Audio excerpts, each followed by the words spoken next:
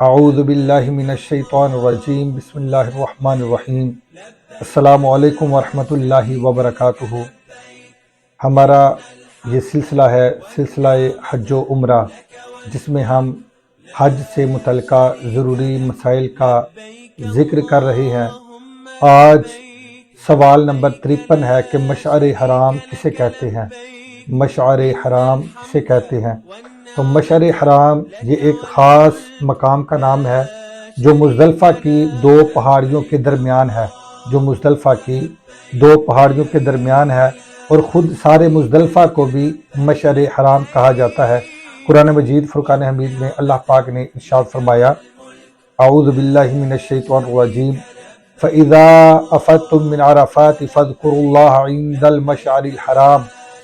اللہ رب العزت نے ارشاد فرمایا کہ پھر جب تم عرفات سے واپس آؤ تو مشعر حرام یعنی مزدلفہ میں خوب اللہ کا ذکر کرو۔ تو مزدلفہ میں حضور نبی کریم صلی اللہ علیہ وآلہ وسلم آپ نے جس جگہ پر قیام فرمایا وہ اس جگہ پر پہلے ایک گنبد بنا دیا گیا تھا، جہاں پر بعد میں پھر مسجد قائم کی گئی اور اسے مسجد مشعر حرام کہا جاتا ہے۔ اس سلسلے کا سوال نمبر 54 ہے کہ وادی محصر کسے کہتے ہیں؟ وادی محصر کسے کہتے ہیں؟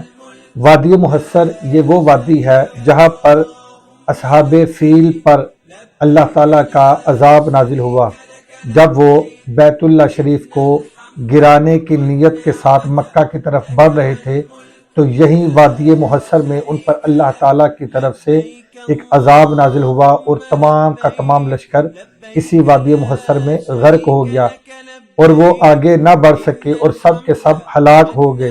اس کا ذکر سورہ فیل میں بھی آیا ہے۔ اس سلسلے کا سوال نمبر 55 ہے کہ مسجد خیف کسے کہتے ہیں؟